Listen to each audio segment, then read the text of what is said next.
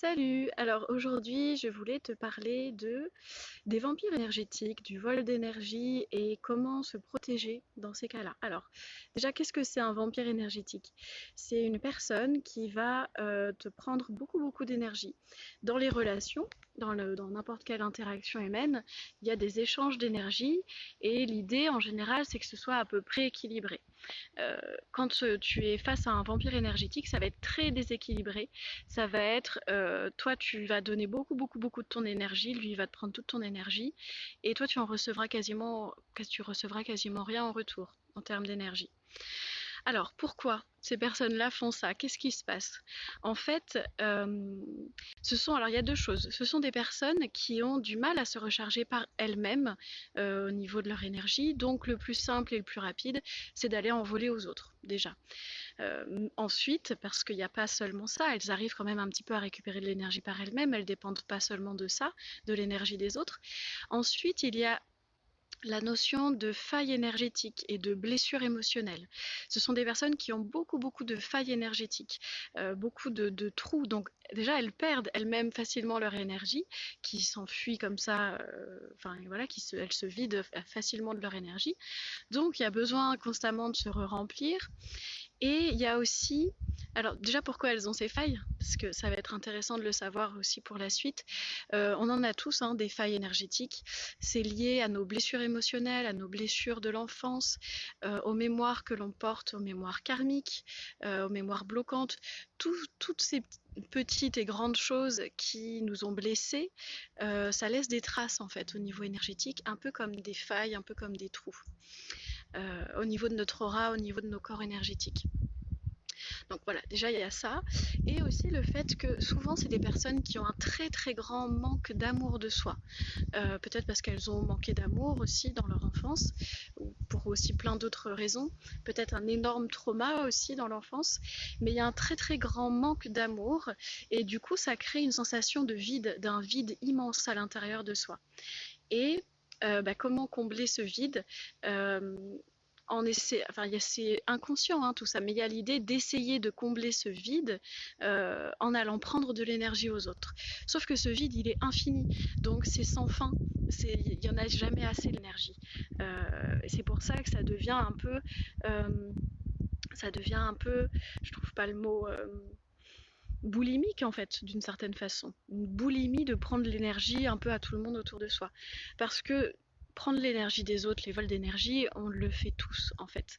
Parce qu'on a tous des failles énergétiques et on est dans un monde qui fonctionne quand même beaucoup par le vol d'énergie, donc on a appris ça, on a appris à fonctionner comme ça et du coup on reproduit ça nous aussi.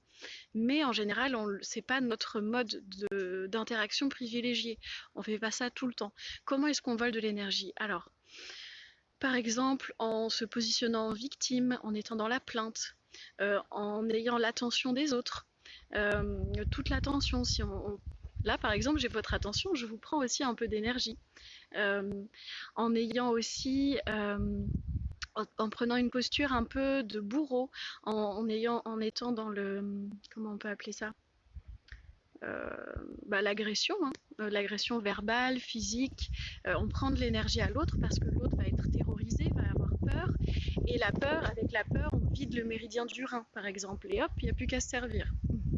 Tout ça, c'est des processus le plus souvent inconscients et involontaires. Enfin, quand on a la volonté de nuire à l'autre, oui, il y a quand même un peu un côté volontaire, mais c'est inconscient que le résultat, ça va être de voler l'énergie à l'autre. Ça peut être aussi quand on est passif, une forme d'agressivité passive où on se renferme sur soi dans sa coquille et l'autre doit déployer beaucoup d'énergie pour continuer l'interaction, voire même va culpabiliser en se demandant ce qu'il a fait de mal pour que l'autre soit fermé comme ça. C'est une autre façon encore de voler de l'énergie. Après, il va y avoir aussi tout ce qui est au niveau des... comment on peut appeler ça? Bon, faudra couper à 4 minutes 30. Ok.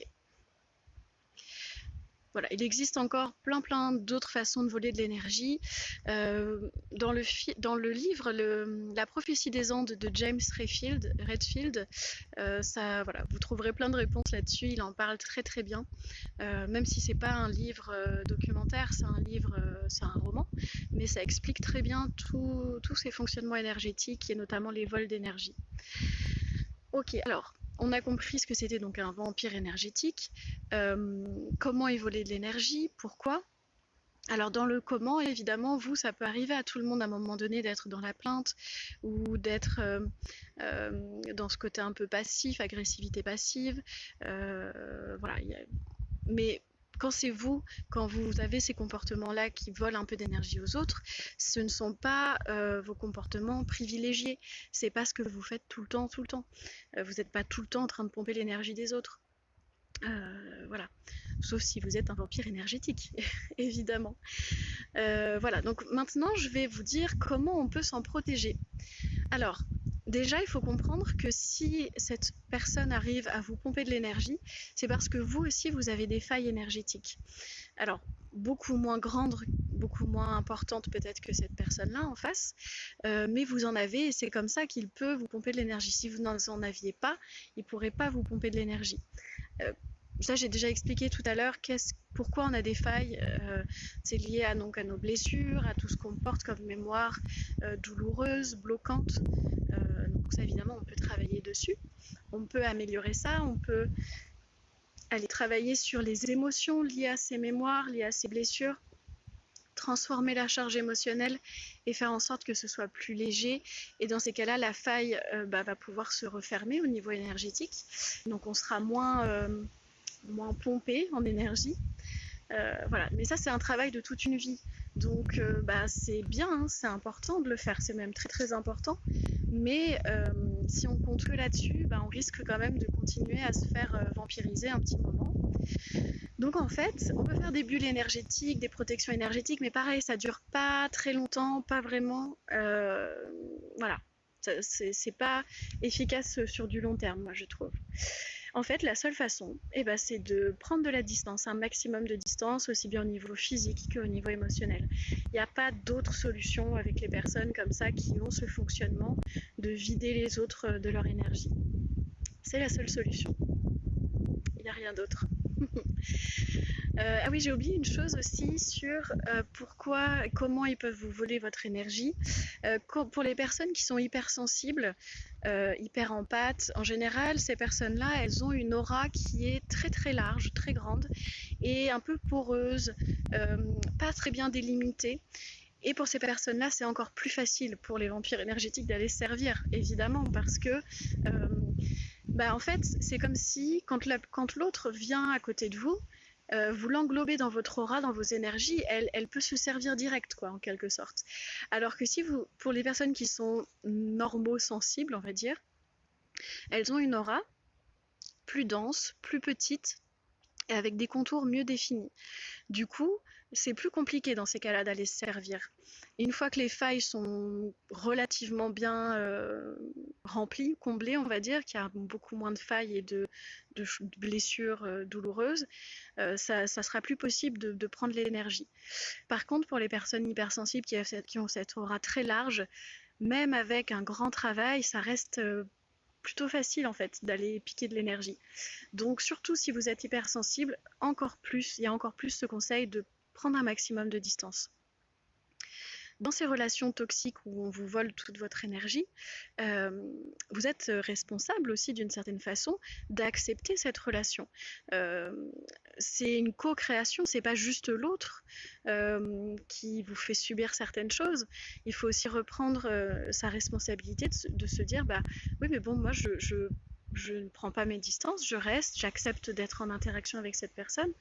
Alors, je dis ça, mais je sais bien que c'est plus complexe que ça. Par exemple, si c'est vos parents, entre les injonctions de la société, tout plein de choses, certaines croyances limitantes, etc., c'est compliqué de couper les ponts avec ses parents ou avec certaines personnes proches, ou même des fois au travail, on subit, on aime beaucoup notre travail, juste il y a une personne comme ça qui nous pompe plein d'énergie, on va peut-être pas quitter ce travail juste pour ça, des fois on peut se dire ça.